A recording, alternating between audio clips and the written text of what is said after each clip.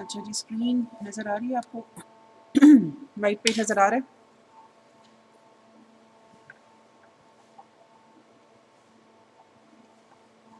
Okay. अच्छा जी, आज हमने शुरू करना है जो टॉपिक उस आपकी बुक में है 2.4 and that is difference equation. ठीक है, कॉन्वोल्यूशन का टॉपिक एटलीस्ट मैं अपनी तरफ से ख़त्म कर चुकी हूँ। अगर आप में से कोई किसी का कोई सवाल हो तो फिर अब आप लोग मुझे मुझसे पूछ सकते हो। ठीक है, क्लास में फिर अब हम कॉन्वोल्यूशन के टॉपिक को डिस्कस नहीं करेंगे। अच्छा, अब डिफरेंस इक्वेशन का जो सोल्यूशन है ना, वो हम मेनली यूज़ करते हैं जब हमारे पास इनपुट्स आई आर हों। ठीक है, आप उससे कुछ कह रहे हो?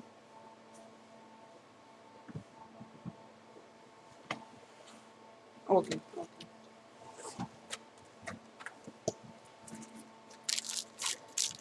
अच्छा जी, जब हमारे पास इनपुट्स को तो वैसे खैर हमें आई आई आर ही लिखना चाहिए। सिस्टम्स बेसिकली हमारे पास आई आई आर हों। ठीक है,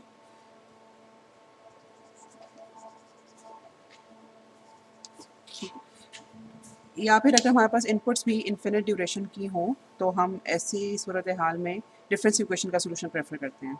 अच्छा, अब हम लोगों ने इस चीज़ को कि आई आई आर होता क्या है थोड़ा सा पिछले लेक्चर में देखा था कि हमारे पास दो तरह के सिस्टम्स हो सकते हैं। एक जहाँ पर सिस्टम का जो इम्पल्स रिस्पॉन्स है वो फिनिट ड्यूरेशन का हो या उसमें फिनिट नंबर ऑफ सैम्पल्स हो। तो ऐसे सिस्टम को हम एफ आई आर यानी कि फिनिट इम्पल्स रिस्पॉन्स से रिप्रेजेंट करते हैं।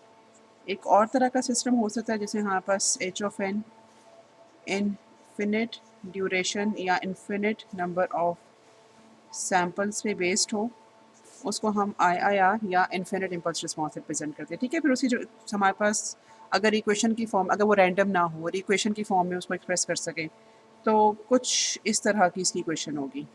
ठीक है, तो ऐसा सिस्टम फिर आई आई आर सिस्टम कहलाता है। और अगर हमारे पास इम्पल्स रिस्पॉन्स एक्सप्रेस्ड है कुछ इम्पल्सिस की फॉर्म में,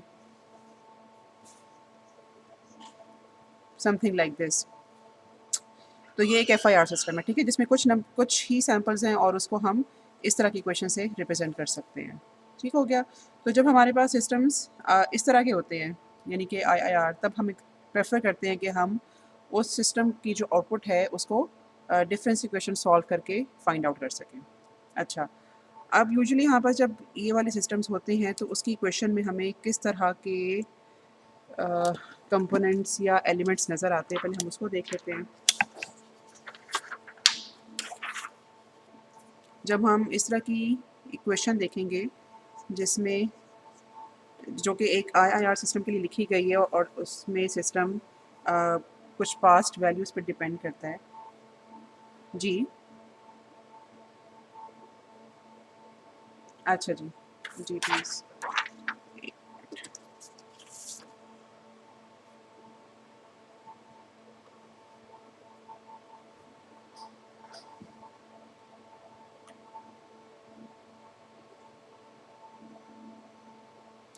इनपुट किसी भी तरह की हो सकती है, यानी कि जब हम आई आई आर सिस्टम की बात करते हैं ना तो उसका मतलब ये होता है कि हम हमारा जो सिस्टम है ना उसका इम्पल्स रिस्पॉन्स इन्फिनिट ड्यूरेशन का है। ठीक है, अच्छा let me go through it once again. हम लोगों ने एक मेथड सीखा था कॉन्वोल्यूशन, ठीक है, जो कि सिस्टम की आउटपुट निकालने के लिए था। अब हम एक और मेथड सीख रहे हैं जिसका नाम है डिफरेंस इक्वेशन। डिफरेंस इक्वेशन को हम प्रेफर करते हैं ऐसे सिस्टम्स के लिए जो कि आई आई आर हों। ठीक है, अब आई आई आर सिस्टम्स होते क्या हैं जिनका इम्पल्स रिस्पॉन्स इन्फिनिट ड्यूरेशन का हो। यूजली वो कोई कुछ इस तरह की क्वेश्चन से रिप्रेजेंट किए जाते हैं। ठीक है, ये अब उसका मेन मतलब थोड़ा सा इंट्रोडक्शन हो गया। अब इसके बाद मैं आपको एक और वजह भी बताऊंगी कि हम कॉन्वोल्यूशन के ऊपर समटाइम्स डिफरेंस इक्वेशन को प्रेफर क्यों करते हैं, लेकिन अभी इसकी इंट्रोडक्शन की हद तक जो कुछ यहाँ पे लिखा हुआ है that is enough to introduce difference equation. ठीक है, अगर आपको याद हो तो हम लोगों ने पिछले लेक्चर में एक क्वेश्चन भी सॉल्व करना शुरू किया था जिसमें H of an infinite duration की थी और उसमें एक्स ऑफ एन कुछ फिनिट ड्यूरेशन का था। अब उसमें हमें हम लोगों ने देखा था कि जिस वक्त हम एक्स ऑफ एन को फ्लिप करके ड्रैग कर रहे थे एच ऑफ एन के ऊपर, तो हमें उसमें इन्फिनिट कंप्यूटेशंस रिक्वायर्ड थी। थोड़ी सी ये बात याद है? जी, अगर एच ऑफ एन इक्वेशन की फॉर्म में एक्सप्रेस्ड हो और एक्स ऑफ एन की हम कोई इक्वेशन एक्सप्रेस ना कर सकें, ठीक है, वो सिंपल कुछ जिसे कहते हैं बंच ऑफ इम्पल्सेस हों, तो हमें आउटपुट की हर टाइम इंडेक्स के ऊपर आउटपुट निकालने के लिए कंप्यूटेशंस करनी पड़ेंगी, ठीक है। तो ये कन्वोल्यूशन से बहुत मुश्किल हो जाता है। इन्फिनिटी तक जाना पड़ेगा, मत इन्फिनिटी तक तो जो है जाना ही पड़ेगा, लेकिन ये कि हर टाइम इंडेक्स के ऊपर कंप्यूटेशंस करनी पड़ेंगी, हमारे पास कोई readily close form solution available नहीं होता। ठीक हो गया? अच्छा, एक तो मतलब डिफरेंशियल इक्वेशन को सॉल्व करने का एक फ़ायदा ये होता है कि हमारे पास अ, मतलब हम बहुत सारी कंप्यूटेशन से बच जाते हैं। अच्छा, उसके अलावा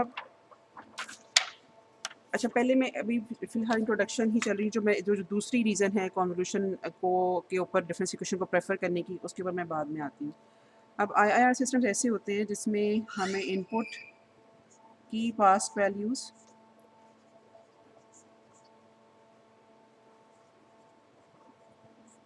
ठीक है, लेट्स सपोज़ हमें इनपुट के पास्ट n कंपोनेंट्स चाहिए, ठीक है? और उसके अलावा आउटपुट की तो खैर हमें प्रेज़ेंट भी चाहिए हो सकती है।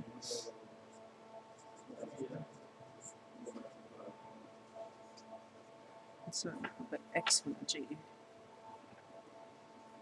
और लेट्स सपोज़ के आउटपुट के पास्ट m कंपोनेंट्स चाहिए, ठीक है? प्रेज़ेंट से लेकर प्रेज़ेंट कंपोनेंट उसका और पास्ट m कंपोनेंट्स चाहिए। तो एक आईआईआर सिस्टम को इन सारे कंपोनेंट्स की इन्फॉर्मेशन रिक्वायर्ड होती है आउटपुट कंप्यूट करने के लिए, ठीक है? इसी तरह सिंपली, लेकिन अगर हम एफआईआर सिस्टम को देखें तो वो ज़रा सा आसान सिस्टम होता है, उसमें आउटपुट की पास्ट वैल्यू नहीं चाहिए होती, उसमें इनपुट की प्रेज़ेंट और पास्ट वैल्यू, लेट्स सपोज़ कि हम m कंपोनेंट्स की ही बात कर रहे हैं, ठीक है? और हम लोगों ने इसमें ये भी देखा कि इन दोनों सिस्टम्स के जो इम्पल्स रिस्पॉन्सेज होते हैं उनको हम कैसे रिप्रेजेंट कर सकते हैं। तो जो हमारे पास ये वाली इक्वेशन, मतलब ये वाला जो इंफॉर्मेशन अवेलेबल है कि हमें आईआईआर सिस्टम के लिए आउटपुट की पास्ट वैल्यूज़ और इनपुट की प्रेजेंट एंड पास्ट वैल्यू चाहिए, उसको हम इक्वेशन के थ्रू कुछ इस तरह से रिप्रेजेंट कर सकते हैं कि हमारा जो प्रेजेंट आउटपुट है उसमें इनपुट सॉरी पहले हम आउटपुट कंपोनेंट्स की बात कर लेते हैं। अच्छा, ये हम लोगों ने यहाँ पे k को लिख दिया 1 से लेकर n तक, ठीक है? और हर कंपोनेंट का चूँकि अपना एक एम्पलीट्यूड या फैक्टर हो सकता है, तो हम लोग यहाँ पे उसको रिप्रेजेंट कर देते हैं a ऑफ k से। और इसी तरह अच्छा, ये हमें हमारे लिए थोड़ी सी आसानी होती है अगर हम यहाँ पर इसको माइनस के साथ एक्सप्रेस करें। और इसी तरह से इनपुट की प्रेजेंट और पास्ट वैल्यूज़ हमें चाहिए होती हैं यहाँ पे। अच्छा, के यहाँ पे कहाँ से कहाँ तक वेरी करेगा? अगर आप इसको देखो तो थोड़ा सा अंदाज़ा हो जाएगा। 0 टू m, नहीं इन्फिनिटी नहीं, ठीक है? अच्छा, मतलब प्रैक्टिकली m की वैल्यू कुछ भी हो सकती है, लेकिन यूजुअली इन्फिनिटी नहीं होती, फिर तो कंप्यूटेशन बहुत मुश्किल हो जाए। और हर इनपुट चूँकि एक अपने मल्टीप्लाइंग फैक्टर के साथ इस सिस्टम की आउटपुट निकालेगी, तो उसको उसके साथ हम b ऑफ के मल्टीप्लाई करते हैं। ठीक है जी, ये क्वेश्चन समझ आइए? ओके, अब इसमें जो n होता है ना, n और m दोनों बेसिकली मिलके सिस्टम का ऑर्डर डिसाइड करते हैं, ठीक है? और ये माइनस अपनी आसानी के लिए, इसमें और कोई ऐसी बात नहीं है। हम प्लस के साथ भी कर सकते हैं, लेकिन यूजुअली या इन जनरल जो इक्वेशन इस्तेमाल होती है ना, उससे माइनस लगाते हैं। माइनस लगाने का बेसिकली मतलब ये है कि अगर आप इस इक्वेशन को उठा के या इस पार्ट को उठा के इधर ले जाओ, तो यहाँ पे आउटपुट के सारे कंपोनेंट्स होंगे, यहाँ पे इनपुट के सारे कंपोनेंट्स होंगे, ठीक है? लेकिन हमें चूँकि आउटपुट की प्रेज़ेंट वैल्यू से गर्ज़ है ना, तो हम जो बाकी यहाँ पर सारे कंपोनेंट्स ऐड अप हो रहे होते हैं, उसको उठा के यहाँ ले जाते हैं, ठीक है? और सिस्टम का और ऑर्डर से बेसिकली मुराद ये है कि इस सिस्टम में कितने मेमोरी एलिमेंट्स हैं।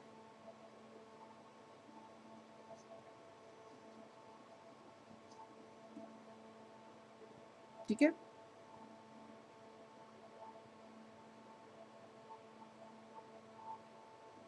जी, वो ये चीज़ होती है कि कहाँ तक उसमें एलिमेंट्स लेने हैं, एग्जैक्टली उसमें उसमें मेमोरी एलिमेंट्स कितने हैं। और थोड़ा-सा ये इन मतलब थोड़ा-सा ये इस चीज़ को भी फिर अफ़ेक्ट करता है कि बेसिकली आपको आउटपुट की या इनपुट की पास्ट वैल्यूज़ कितनी चाहिए।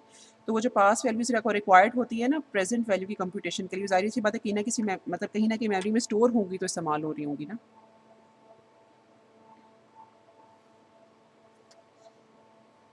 एन एन और एम नहीं, रिलेटेड नहीं है। एन और एम का कोई ताल्लुक आपस में नहीं है। ठीक है? और कोई सवाल? अच्छा। अब यहाँ तक डिफरेंस इक्वेशन जो है वो उसका हम लोगों ने थोड़ा-सा इंट्रोडक्शन देख लिया और उसके अलावा हम लोगों ने अच्छा मैं बस चूँकि यहाँ पे मैंने डिफरेंस इक्वेशन एक आईआईआर सिस्टम की लिखी है ना, तो मैं just for the sake of completion यहाँ पे ये भी लिख दूँ कि अगर हम बात करेंगे एफआईआर सिस्टम की तो वो कुछ अ, इस तरह से उसकी इक्वेशन लिखी जाएगी।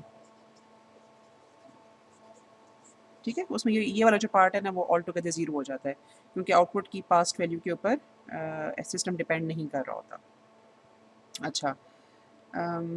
इसकी इंट्रोडक्शन के बाद एक मैंने आप लोगों को एडवांटेज ये बताया कि हमें जब हम आईआईआर सिस्टम्स की बात कर रहे होते हैं तो उसकी अगर यहाँ हम आउटपुट कंप्यूट करने की कोशिश करते हैं तो हमें बहुत सारी कंप्यूटेशंस रिक्वायर्ड होती हैं टाइम इंडेक्स के हर टाइम इंडेक्स के ऊपर क्योंकि हमारे पास कोई क्लोज फार्मूला अवेलेबल नहीं होता। ठीक है, हमें सारे ओवरलैप सैम्पल्स का प्रोडक्ट लेकर फिर उनको ऐड करना पड़ता है। अच्छा, उसके अलावा ये तो एक मसला हो गया ना कन्वोल्यूशन का, अगर हम अगेन अगर हम आईआर सिस्टम की बात कर रहे हैं। उसके अलावा एक और मसला है जिसको मैं यहाँ पे बी लिख के प्रेजेंट करती हूँ ताकि आप लोग ये देख सको कि हमने कन्वोल्यूशन को दो मसलों की वजह से ड्रॉप करके हमें एक और मतलब तरीका चाहिए और वो तरीका ऑफ कोर्स डिफरेंस इक्वेशन है। एक और मसला भी है कन्वोल्यूशन में, कुछ आइडिया है?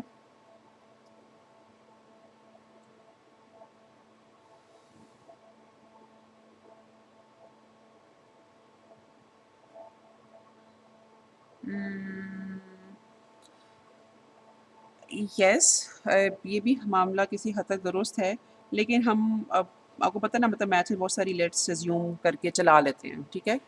मतलब आपकी बात बिल्कुल ठीक है, लेकिन हम यूजुअली अज़्यूम करके कि सिस्टम एलटीआई है, तो हम उसके ऊपर कन्वोल्यूशन का प्रोसेस अप्लाई कर देते हैं।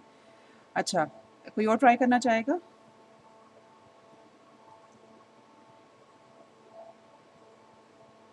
अच्छा, आपने देखा होगा कि जो कन्वोल्यूशन का प्रोसेस है ना वो ये करता है कि ये अगर सिस्टम का impulse response match of n से रिप्रेजेंट करूँ जिस वक्त आपने इनपुट दी, ठीक है, उस वक्त यहाँ पर आपके पास आउटपुट आनी शुरू हो गई। जो कन्वोल्यूशन है ना वो कोई सिस्टम में जो स्टोर्ड वैल्यूज़ है ना उनको केटर नहीं करती। ठीक है, मतलब कन्वोल्यूशन का जो मैथमेटिकल प्रोसेस है वो सिर्फ एच ऑफ एन को और एक्स ऑफ एन को कंसिडर करके आउटपुट निकाल देता है। वो सिस्टम की जो स्टोर्ड या पास्ट वैल्यूज़ है ना उनको कंसिडर नहीं करती। जिस तरह से हम लोगों ने रजिस्टर सर्किट और आरएलसी सर्किट पढ़े थे ना, और हम लोगों ने कहा था कि इसमें मेमोरी का एलिमेंट मौजूद नहीं है जबकि आरएलसी में मेमोरी का एलिमेंट मौजूद है। तो ये जो मतलब ऐसे सर्किट्स या ऐसे सिस्टम्स जिसमें सिर्फ आप इनपुट दो और आउटपुट आ जाए, सिस्टम में कोई मेमोरी एलिमेंट ना हो, वो किसी पास्ट वैल्यू पर डिपेंड ना करता हो, इस तरह के सिस्टम्स के लिए कन्वोल्यूशन इस्तेमाल होता है। लेकिन जब हमें पास्ट वैल्यूज़ चाहिए हों, ठीक है? यानी कि अगर सिस्टम में इनपुट के अप्लाई करने के अलावा कुछ अपनी जान भी हो जिसकी वजह से वो आउटपुट प्रोड्यूस कर रहा है, ठीक है? तो ऐसे सिस्टम की कंप्लीट आउटपुट निकालने के लिए हमें फिर कुछ और मेथड चाहिए कन्वोल्यूशन के अलावा, तो वो हम डिफरेंस इक्वेशन अप्लाई करके इस्तेमाल करते हैं।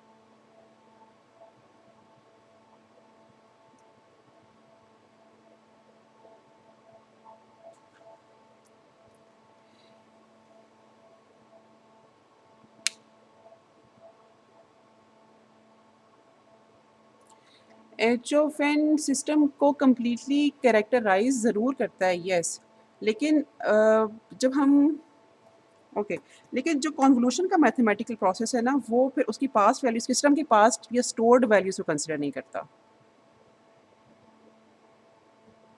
वो सिर्फ़ प्रेज़ेंट इनपुट को देखते हुए आउटपुट निकालता है।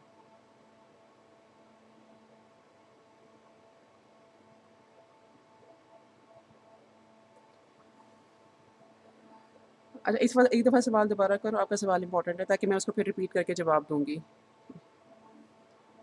जी। हुँ, हुँ।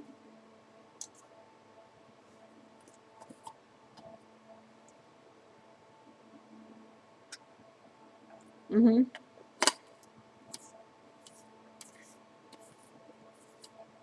जी।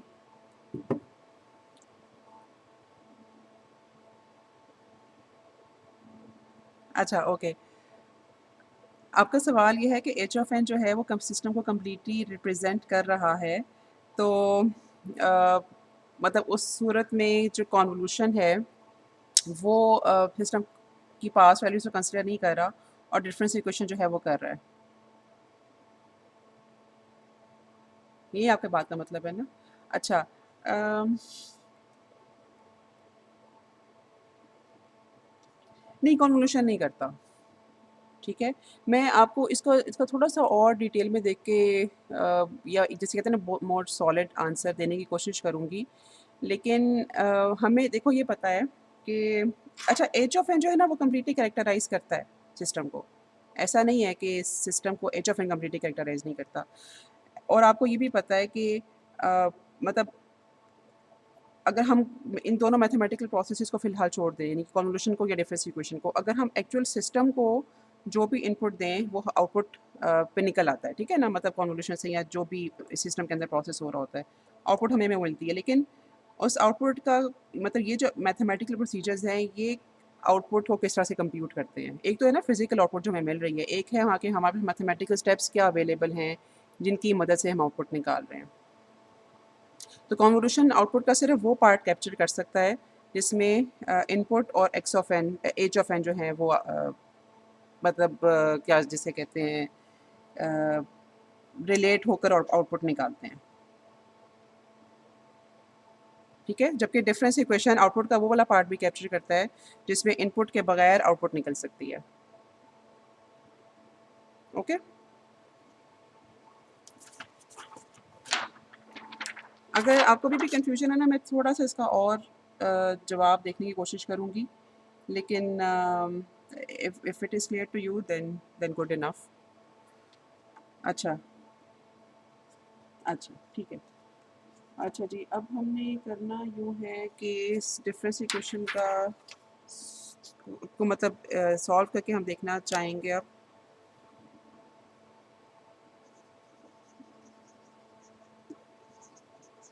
और किसी मतलब पर्टिकुलर सवाल से पहले थोड़ा-सा हम इसका देख लेते हैं। आप लोगों ने पढ़ा था एसएनएस में डिफरेंस इक्वेशन को?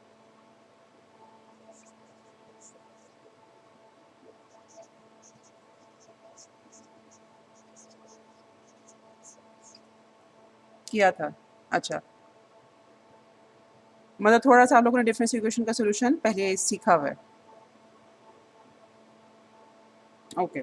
अच्छा, डिफरेंस इक्वेशन जो होती है ना हमारे पास, मतलब उसका जब हम उसको सॉल्व करके आउटपुट निकालते हैं, तो उस आउटपुट के बेसिकली 2 पार्ट्स होते हैं, ठीक है? इस पार्ट को हम कहते हैं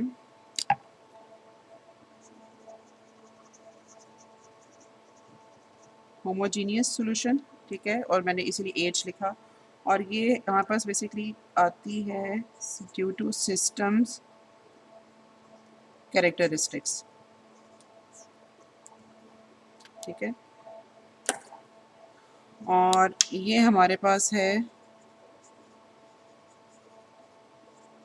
पर्टिकुलर सॉल्यूशन, और ये हमारे पास जो आउटपुट का ये वाला पार्ट है, ये आता है ड्यू टू इनपुट,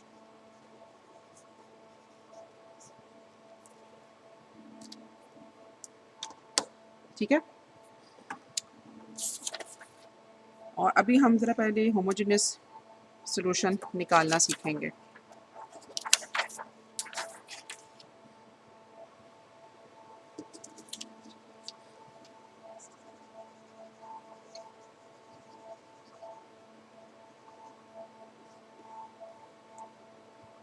अच्छा, होमोजेनियस सॉल्यूशन में हम करते यूँ हैं कि हमारे पास जो डिफरेंस इक्वेशन होती है ये वाली, ठीक है, इसे हम चूँकि होमोजेनियस सॉल्यूशन सिर्फ सिस्टम पे डिपेंड करता है होमोजेनियस सॉल्यूशन का पार्ट, तो हम उसमें इनपुट का जो पार्ट है ना उसको ज़ीरो कर देते हैं। तो हमारे पास जो लेफ्ट ओवर इक्वेशन बचती है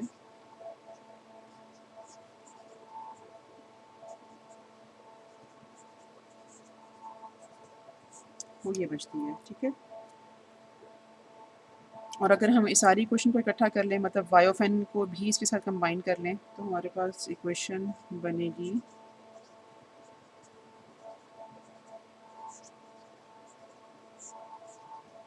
इस तरह से, ठीक है। लेकिन उसमें शर्त फिर ये है कि जो ए ऑफ ज़ीरो है that should be equal to 1।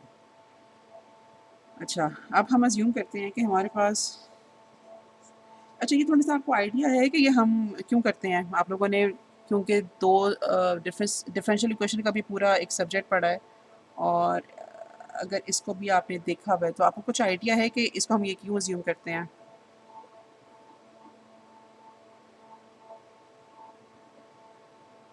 Differential equation में भी नहीं पढ़ा था।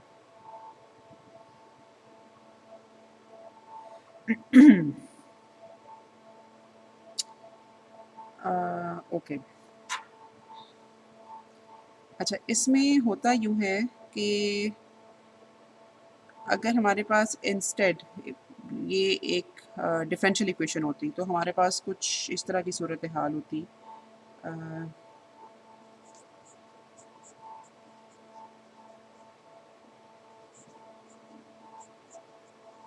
अब आई होप कि मैं इसको गलत ना लिखूँ, लेकिन मुझे लगता है कि कुछ इस तरह की होती है। इसमें हम कोई मल्टीप्लाइंग फैक्टर A1 लगा देते हैं, इसको A2 लगा देते हैं इक्वल्स टू 0, ठीक है? और इसी चीज़ को आप इसके साथ भी रिलेट कर सकते हो। अगर मैं इसको डिस्क्रीट सिस्टम के लिए लिखूँगी, तो मैं यहाँ पे लिखूँगी y of n plus A1 y of n minus 1 plus A2 y of n minus 2, okay? तो ये मतलब दोनों सिस्टम या दोनों इक्वेशंस रिलेटेबल है। अच्छा, अब हम अज्यूम करते हैं कि इस इक्वेशन का जो सॉल्यूशन है ना, वो एक इम्पल्स नहीं, सॉरी इम्पल्स नहीं, क्या कहते हैं उसको, एक्सपोनेंशियल फंक्शन है, ठीक है। और ये जो बेसिकली डेल्टा एन है ना, ये भी एक्सपोनेंशियल फंक्शन है। अच्छा, अब हम of all the functions available to us या नोन टू अस, हम एक्सपोनेंशियल फंक्शन क्यों अज्यूम करते हैं? हम क्यों कहते हैं कि इस इक्वेशन का सॉल्यूशन भी, मतलब जो y, जो आउटपुट हमारे पास y आएगी, अ,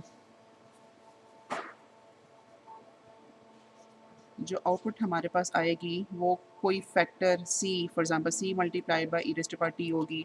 और यहाँ पे भी हमने ये अज्यूम किया कि जो हमारे पास आउटपुट आएगी वो कोई factor lambda raise to power n होगा। ये मतलब ये भी एक्सपोनेंशियल फंक्शन ही है बेसिकली। ये हम क्यों अज्यूम करते हैं? अच्छा, यहाँ यहाँ पे मुझे, सॉरी मैं आपकी बात का जवाब देती हूँ। यहाँ पे मुझे इसकी जगह ना मतलब एक्सपोनेंशियल नहीं होना चाहिए, क्योंकि उसकी एक पर्टिकुलर वैल्यू हो जाएगी। मैं यहाँ पर कुछ और लिखना चाहूँगी। चलो मैं यहाँ पे, नहीं नहीं, ई नहीं, ई का मतलब एक पर्टिकुलर वैल्यू है। ए लिख लूँ, नहीं ए, आई एम सॉरी, ए भी मैं इसी नहीं लिखूँगी क्योंकि यहाँ पे मैंने ए को यूज़ कर लिया है। मैं यहाँ पे भी लैम्डा ही लिख देती हूँ, लैम्डा की कोई न्यूमेरिकल वैल्यू होगी। अच्छा, एक जवाब आया था अभी कि हम ये इसलिए लिखते हैं, आई एम सॉरी मैं भूल गई। दोबारा से बोलिए, आपने कुछ उसका जवाब बताया था। ऐड अप होता जाता है, अच्छा, ओके। अच्छा, जो मुझे इसका जवाब पता है या मैंने ज़्यादा जगहों पे पढ़ा है वो ये है कि अगर आप यहाँ पे देखो तो यहाँ पे 3 सिस्टम्स ऐड अप होके 0 बना रहे हैं। एक एक इनपुट सिग्नल हो, एक इनपुट सिग्नल का डिफरेंशियल फंक्शन और एक इनपुट सिग्नल का डबल डिफरेंशियल फंक्शन, ठीक है? और इसी तरह से अगर मैं यहाँ पे देखूँ तो यहाँ पे लेट्स सपोज़ अगर n की वैल्यू मेरे पास 2 हो, तो यहाँ पे इनपुट का प्रेज़ेंट वर्ज़न, इनपुट का पास्ट वर्ज़न और इनपुट का एक मतलब 2 एलिमेंट्स पीछे में जाऊँ अगर, तो वो तीनों जब सम अप होंगे तो that would be equal to 0। तो ये जो कैपेबिलिटी है ना, ये सिर्फ़ एक्सपोनेंशियल फ़ंक्शन में है। अगर आप जितने ये फंक्शंस हमारे पास अवेलेबल हैं, ये ओवर पीरियड ऑफ टाइम बहुत सारे फंक्शंस को आप समझ लो कि इस इक्वेशन में डाल कर सॉल्व किया गया, लेकिन ये वाली कैपेबिलिटी कि सिस्टम की प्रेजेंट सिस्टम का फर्स्ट डिफरेंशियल, सिस्टम का सेकंड डिफरेंशियल, या जो भी आप पास जितने भी डिफरेंशियल्स लो इसके, सॉरी कि जितने भी ऑर्डर के डिफरेंशियल्स लो, उन सबको जब आप एड अप करो तो वो सिर्फ एक्सपोनेंशियल फंक्शन एक ऐसा फंक्शन है जो कि एड अप होके 0 होगा। ठीक हो गया? तो इसलिए हम इस इक्वेशन का सॉल्यूशन या इस इक्वेशन का सॉल्यूशन एक एक्सपोनेंशियल फंक्शन लेते हैं।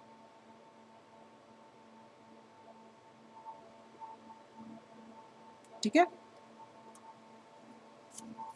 अच्छा, अब ये वाली चीज़ तो मैंने खैर आपको एग्जांपल के लिए बताई थी, क्योंकि just to let you know कि जो डिफरेंस इक्वेशन के ऊपर एप्लीकेबल है वही डिफरेंशियल इक्वेशन के ऊपर भी मामला एप्लीकेबल है।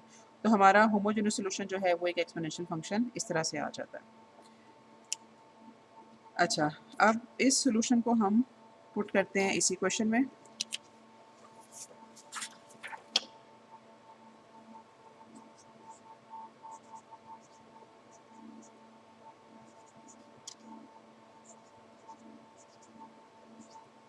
तो हमारे पास ये आउटपुट आती है, ठीक है।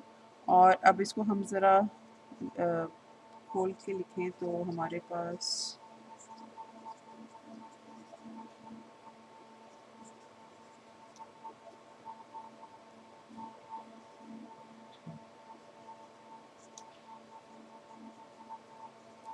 आ जाएगी ये इक्वेशन। और यहाँ से अगर हम कॉमन लें लैम्डा n माइनस n को, तो हमारे पास इक्वेशन बचती है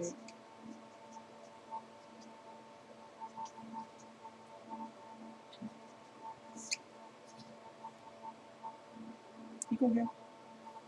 अच्छा, अब हमारे पास कोई भी ऐसे लैम्डा की या n माइनस n की कोई ऐसी वैल्यू अवेलेबल नहीं है जिसके वजह से ये जो फैक्टर है ये ज़ीरो हो जाए। तो दिस फैक्टर के नॉट भी ज़ीरो, ठीक है, अनलेस एंड अनटिल कि लैम्डा खुद ज़ीरो हो। तो इसका मतलब है कि हमारे पास जो ये वाला जो पूरा टर्म है जो है ये ज़ीरो के बराबर होगी, ठीक है। ओके, ये बात समझ आई है?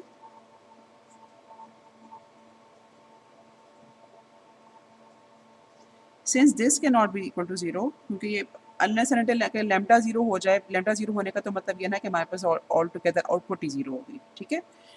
तो लैम्डा को तो हम नॉन ज़ीरो ही कंसिडर करेंगे। तो जब लैम्डा नॉन ज़ीरो है तो ये वाला मतलब लैम्डा की तो पावर फिर जो भी हो ये वाला फैक्टर तो कभी भी ज़ीरो नहीं हो सकता, क्योंकि कैपिटल एन की हम कोई फिनिट वैल्यू ही ले रहे हैं। इसका मतलब है कि अगर हम मतलब दो कंपोनेंट्स मल्टीप्लाई हो रहे हैं तो ये वाला जो कंपोनेंट है ये ज़ीरो के बराबर होगा।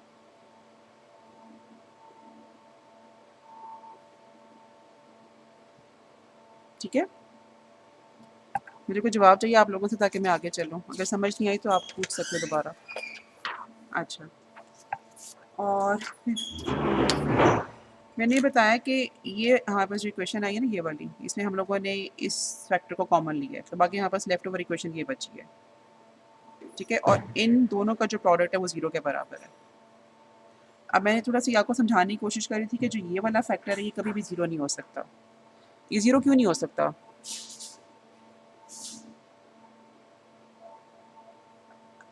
देखो बेसिकली लैम्डा के ऊपर तो हमारी आउटपुट डिपेंड कर रही है ना। लैम्डा को तो हमने आउटपुट कहा है, ठीक। नहीं नहीं, ये इनपुट नहीं है, ये आउटपुट है। हम लोगों ने यूँ किया कि होमोजेनियस सॉल्यूशन जब निकालना शुरू किया तो जो इनपुट का पार्ट था उसको तो हमने ज़ीरो कर दिया ना। अगर आपको याद हो तो यहाँ पे इनपुट का पार्ट था उसको हमने कर दिया ज़ीरो।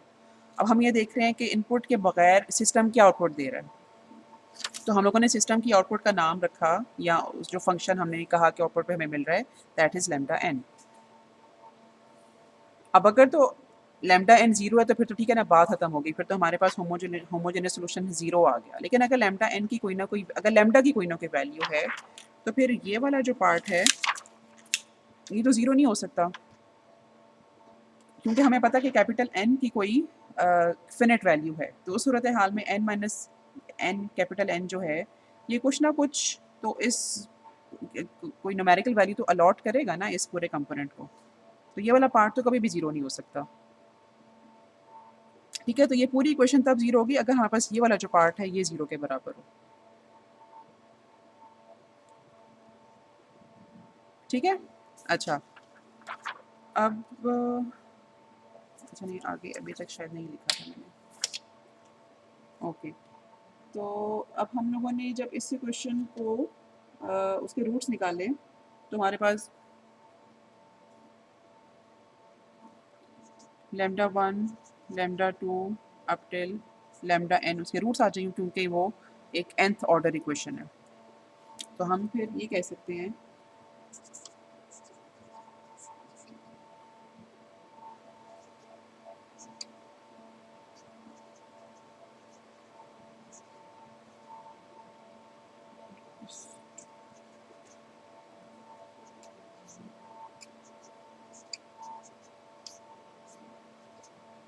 कि यहाँ पे जो होमोजेनियस सोल्यूशन होगा वो इसके बराबर होगा।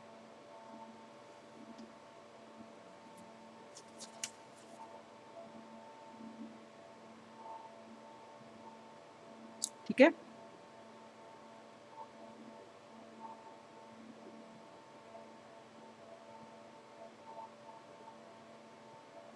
हाँ जी, कोई सवाल है इसके बारे में? अगर नहीं तो फिर हम आगे इस एग्जांपल सॉल्व करेंगे। ओके, ठीक है, अभी हम लोगों ने सिर्फ जनरली ये देखा है कि होमोजेनियस सॉल्यूशन किस तरह से निकाला जाता है। आई होप कि हमारे पास इतना टाइम हो कि हम पर्टिकुलर तक भी पहुंच जाएं। Let's see. अच्छा जी, हमारे पास होमोजेनियस सॉल्यूशन निकालने के लिए एक एग्जांपल है जिसमें मैं आपके सामने ये डिफरेंस इक्वेशन लिख रही हूँ।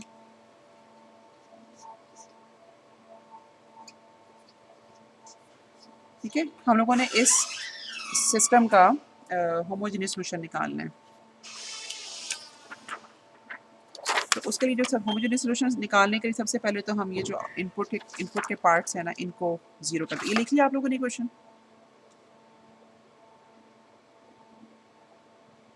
ओके जी, thank you.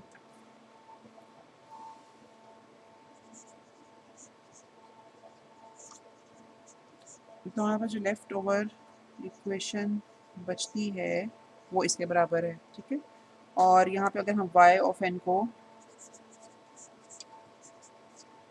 Lambda n put करें तो हमारे पास जो ये वाली इक्वेशन है ये रिड्यूस होके रह जाती है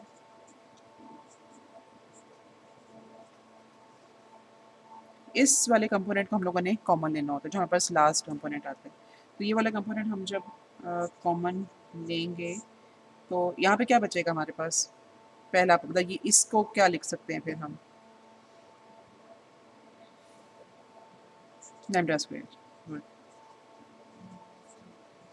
ठीक हो गया। अब इसके हमने जब रूट्स निकाले तो हमारे पास इक्वेश जो मतलब रूट्स आएंगे दैट वुड बी -1 और 4। ठीक है, तो हम ये कह सकते हैं कि हमारा जो होमोजेनियस सॉल्यूशन है वो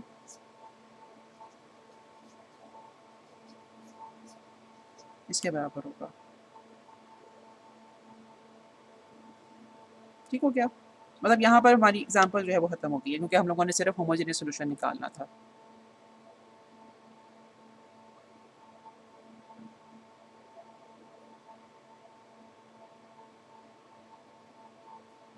डेरिवेशंस नहीं आएंगी, डेरिवेशन सिर्फ आपकी समझने के लिए थी। जहाँ पर डेरिवेशन इंपॉर्टेंट होगी मैं आपको बता दूंगी, लेकिन ये डेरिवेशन सिर्फ आपके समझने के लिए थी कि हम लोग मतलब ये चीज़ क्यों करते हैं, कैसे करते हैं, ये आती कैसे है। ठीक है, अच्छा, अब ये जो C1 और C2 आएंगे ये किस चीज़ पर डिपेंड करेंगे?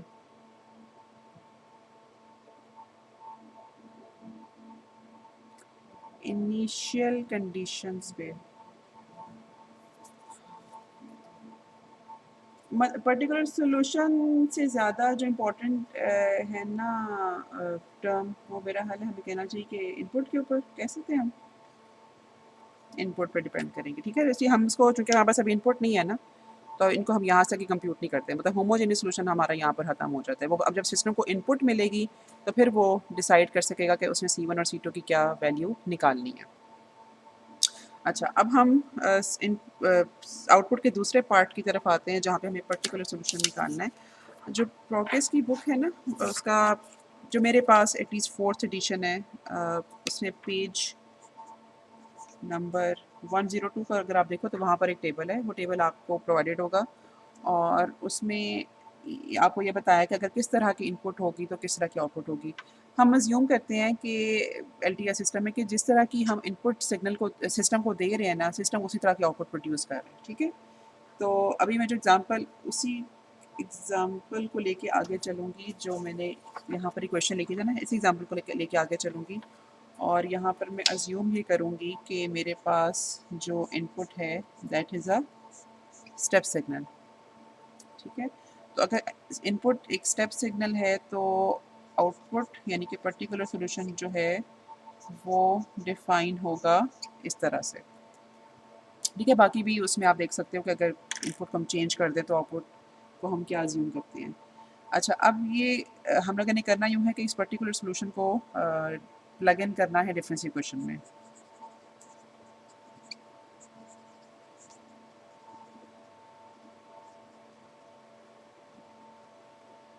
तो हमारे पास जो इक्वेशन बनेगी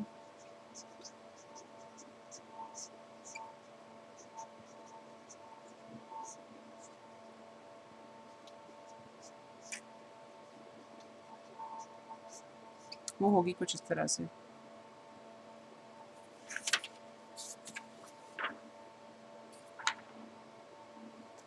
ठीक है, अब हम लोग नेक्स्ट स्टेप ये है कि हम लोगों ने के निकालना है। कुछ याद है के कैसे निकालते हैं?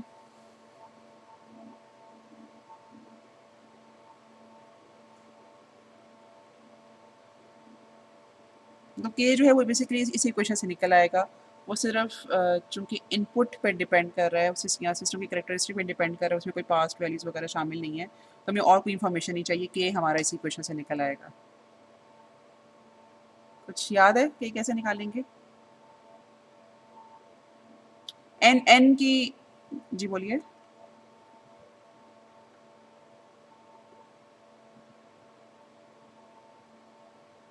आएगा, आएगा। Thank you. हाँ जी, कुछ याद है आगे हम क्या क्या स्टेप हमें करना चाहिए?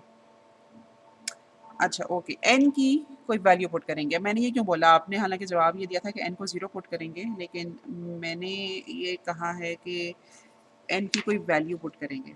अच्छा, अब अगर हम एन को 0 पुट करें, ठीक है, इफ़, तो उससे मसला ये होगा हमारे पास कि अगर आप इस इक्वेशन में देखो ना, तो इक्वेशन में कम से कम 2 कंपोनेंट्स ऐसे हैं जो कि 0 हो जाएँगे, ये वाला और ये वाला। ऐसा ही है? और ये वाला भी एक्चुअली। तो हम ये नहीं चाहते, हम ये चाहते हैं कि जब हम आउटपुट हम जब यहाँ पे के कंप्यूट करें तो हमारे पास इस इक्वेशन में सारे फैक्टर्स मौजूद हों। क्योंकि देखो ना, एन को मैं 0 डालूँगी तो कुछ और के निकलेगा, 1 डालूँगी तो कुछ और के निकलेगा, राइट? क्योंकि कुछ ना कुछ कंपोनेंट्स इसके एलिमिनेट होते जाएँगे, राइट? तो एन की कौन-सी ऐसी वैल्यू है जिसमें ये सारे कंपोनेंट्स इंटैक्ट रहेंगे? 2 या 2 से ग्रेटर कोई भी वैल्यू। तो हम 0 और 1 नहीं डाल सकते इसमें, ठीक है? एन की वैल्यू को 2 या 2 से ग्रेटर हम अज्यूम करेंगे। तो क्या हमारे पास यहाँ पर आएगा के माइनस 3 के माइनस 4 के 1 माइनस 3,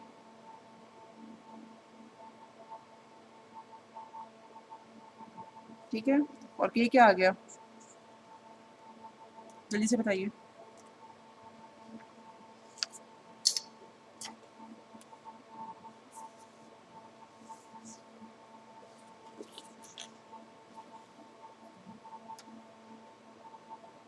आपने कोई सवाल करना था?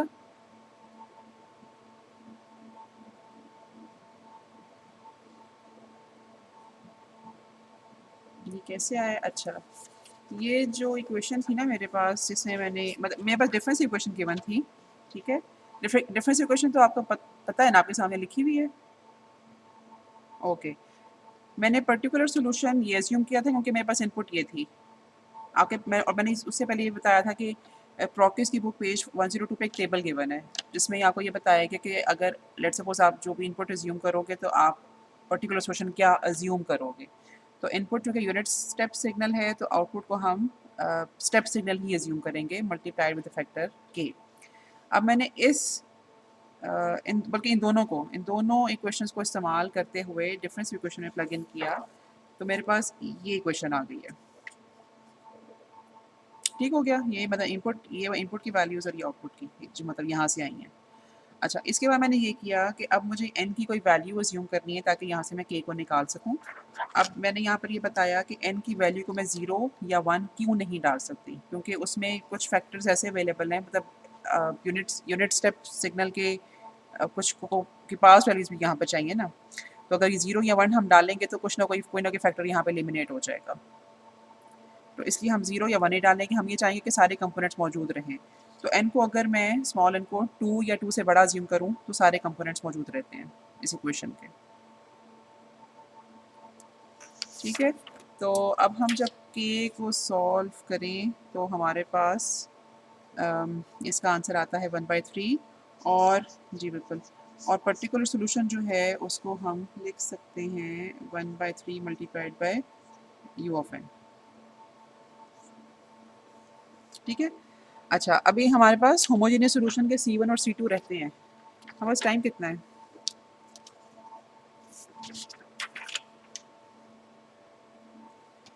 चलो हम कोशिश करते हैं कि हम कंप्लीट सोल्यूशन निकाल लें, कुछ स्टेप्स में बीच में स्किप करती जाऊंगी। मेरे पास जो आउटपुट है वो, अगर मैं कहीं पे कुछ गलत लिखूं तो प्लीज़ आप मुझे आइडेंटिफाई कर दीजिएगा। जी टोटल सोल्यूशन हो गया ना? ठीक है, नहीं के नहीं आएगा इधर, के की जगह तो मैंने मतलब यहाँ पर्टिकुलर सोल्यूशन आना था, पर्टिकुलर सोल्यूशन की जगह भी आ जाएगा ना, 1/3 आ जाएगा। ठीक है, और मुझे ये पता है कि ये वैलिड ही चूँकि इसके ऊपर है तो यहाँ पे मैं यू ऑफ एन लिखूँ या ना लिखूँ एक ही बात है। अच्छा, अब यहाँ पर हमें जो है ना वो चाहिए होती हैं कुछ कंडीशंस चाहिए होते हैं, मतलब आउटपुट की कुछ वैल्यूज़ चाहिए होती हैं जिनकी मदद से हम C1 और C2 निकालते हैं। मसलन अगर मेरे पास ये वैल्यूज़ अवेलेबल हैं y of -1 is equal to 1 और y of -2 is equal to 1, या आप अज्यूम कर सकते हो कि मेरे पास कैपेसिटर इंडक्टर के पुराने चार्जेस अवेलेबल हैं। ठीक है, इस तरह से हम कुछ कह सकते हैं। अच्छा, अब हमने करना यूँ है कि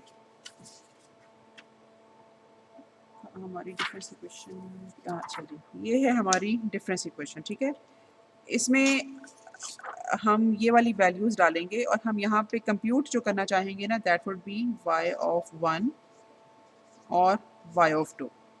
ये दोनों वैल्यूज इसलिए क्योंकि हमारी आउटपुट जो ये वाली आउटपुट है ना वो डिपेंड ही n greater than equal to 0 पे करती है। ठीक है, ये वैलिड इसके ऊपर है तो हमें कुछ पॉजिटिव वैल्यूज इसकी चाहिए होंगी। हम यहाँ पे मतलब y ऑफ 0 भी ले सकते हैं, मतलब बल्कि मैंने मेरा हाल कंप्यूटेशन में यही किया, y ऑफ 0 और y ऑफ 1। अगर हम ये दोनों भी लें तो भी ठीक है, y ऑफ 2 और y ऑफ 3 लें तो भी ठीक है, लेकिन मेरा हाल है कि हमें जो इनिशियल कंडीशंस गिवन है ना उसमें हमें y ऑफ 0, y1 और y ऑफ 1 निकालना ज़्यादा आसान है हमारे लिए, वो रेडिली अवेलेबल होंगी। अच्छा, मैं एक दफ़ा दोबारा बता दूँ, अब इस सॉल्यूशन को निकालने के लिए हमें आउटपुट की कुछ वैल्यूज़ चाहिए। ठीक है, मतलब ये हमने इक्वेशन सॉल्व करी है इसमें 2 अननोन्स हैं। इन 2 अननोन्स के लिए हमें कम से कम 2 इक्वेशंस चाहिए होंगी। हमारे पास ये कुछ वैल्यूज़ अवेलेबल हैं, आउटपुट की कुछ पास्ट वैल्यूज़। इन वैल्यूज़ को हम लोगों ने मेन डिफरेंस इक्वेशन में निकालना है और हम लोगों ने पहुँचना है y ऑफ 0 और y ऑफ 1 तक। ठीक है, अच्छा अब मैं वो कैलकुलेशंस नहीं कर रही, मैं यहाँ पर y ऑफ 0 और y ऑफ 1 की वैल्यूज़ लिख रही हूँ। इन दोनों को इस्तेमाल करते हुए हम जब मेन डिफरेंस इक्वेशन में प्लग इन करते हैं तो हमारे पास y ऑफ 0 आता है 8 और y ऑफ 1 आता है 26। आप प्लीज़ आप लोग भी इसको ज़रा वेरीफाई कर लेना। ठीक है, यहाँ तक पहुँच जाओगे? किसी की कोई वैल्यू डिफरेंट आती है ना प्लीज़ लेट मी नो। यहाँ तक पहुँच जाओगे?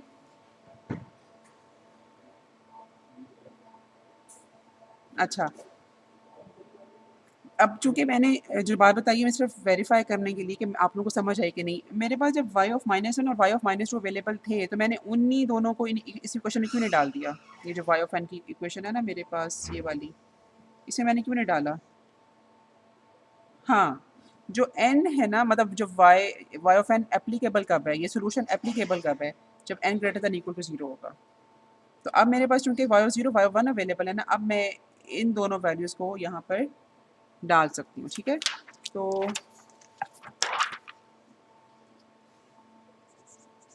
मेरे पास अब जो इक्वेशन आएगी that would B C1 plus T2 plus 1/3, ठीक है, और C1 प्लस C2 प्लस 1/3। अब मेरे पास दो इक्वेशंस आ गई, दो अननोन्स हैं। इनको हम जब सॉल्व करेंगे तो C1 मेरे पास आ जाएगा 1 और C2 मेरे पास आ जाएगा 6.667, और जो कंप्लीट सॉल्यूशन है अब हम इसको लिख सकते हैं।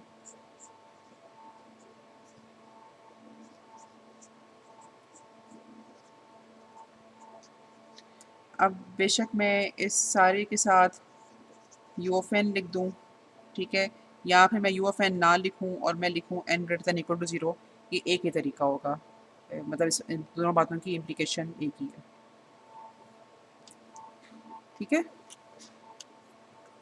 अच्छा, एक दफ़ा आप लोगों ने ज़रा इस सारे प्रोसेस को फिर से देखना है ताकि आपको समझ आए। कल हम होपफुली एक और एग्ज़ाम्पल करेंगे डिफरेंस इक्वेशन की, और साथ ही हम कोशिश करेंगे कि चैप्टर 2 को भी ख़त्म कर दें।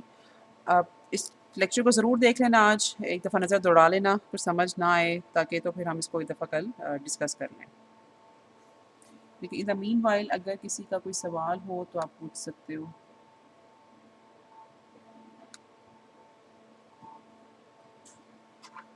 जी जी, बोलिए।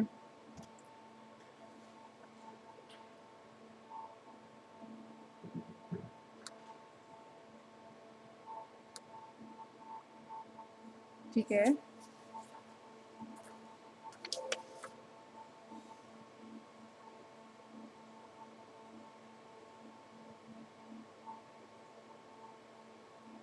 अच्छा नहीं, इन दोनों बातों में थोड़ा सा फ़र्क है। अच्छा ओके, सवाल मैं ज़रा रिपीट कर दूँ क्योंकि इम्पोर्टेंट क्वेश्चन है। हम लोगों ने जब पर्टिकुलर सॉल्यूशन निकाला है तो हम लोगों ने, हाँ जी, हम लोगों ने यहाँ पे जब पर्टिकुलर सॉल्यूशन निकाला था तो हम लोगों ने ये कहा था कि हम n को 0 या 1 नहीं रखेंगे, और हम हाँ, और हम यहाँ पे n को रखेंगे 2 या 2 से बड़ा, ताकि हम यहाँ पे k कंप्यूट कर सकें। लेकिन इसके बरक्स हम लोगों ने जब ये कंप्यूटेशन बाकी की हैं, मसलन ये वाली, तो यहाँ पे हम लोगों ने इस सॉल्यूशन को अज्यूम किया कि ये n greater than equal to 0 है। अच्छा, अब बात ये है कि अच्छा ओके, यहाँ पर हम लोगों ने ना आउटपुट की दो तरह की आउटपुट्स निकाली, एक पर्टिकुलर सॉल्यूशन और होमोजेनियस सॉल्यूशन।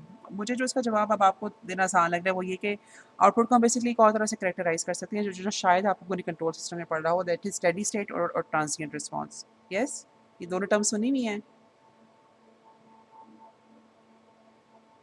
अच्छा, अब हम यहाँ पर जब k को अगर आप देखो ना, k को कंप्यूट करने के लिए अगर n को 0 या 1 डालें तो k कुछ थोड़ा सा डिफरेंट आएगा। लेकिन 2 या 2 से आगे अगर आप डाल दो कोई भी वैल्यू n की, तो आपके पास k की कांस्टेंट वैल्यू आएगी। हाँ, तो आगे वो बेसिकली स्टेडी स्टेट हमें दे देता है, तो हम उस रिस्पॉन्स में इंटरेस्टेड हैं। लेकिन ये वाली जो आउटपुट है ना, ये जो इक्वेशन हम लोगों ने लिखी, ये वाली, ये तो बेसिकली जो मतलब इक्वेशन इटसेल्फ है, ये तो वैलिड है n की वैल्यू ग्रेटर और 0 के लिए। मतलब इसमें ये तीनों कंपोनेंट्स मिलकर आउटपुट डिसाइड करेंगे।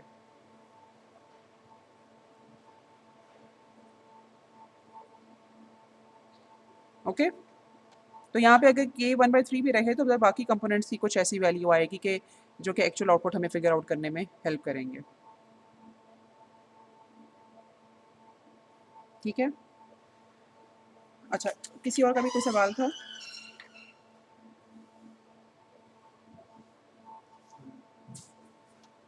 हम लोगों ने ये किया है, ये मैंने लिखा भी है यहाँ पर, मेन डिफरेंस इक्वेशन। आपने करना यूँ है कि ये आपके पास है मेन डिफरेंस इक्वेशन, ये वाली। आपने सबसे पहले इधर n में -2 डालना है, -2 नहीं, -2 नहीं डालना आपने, -2 आप डालोगे तो गड़बड़ नहीं, -2 नहीं, एक तो आपने डालना है इधर 0 इस इक्वेशन में, ठीक है? इस इक्वेशन में जब आप डालोगे ना n की वैल्यू 0, हाँ, तो ये आपको y ऑफ 0 मिल जाएगा, ठीक है? जस्ट मैं थोड़ा-सा रिपीट कर दूँ, ये क्या बन जाएगा, n को अगर हम 0 डालें तो ये क्या बनेगा? -3 इंटू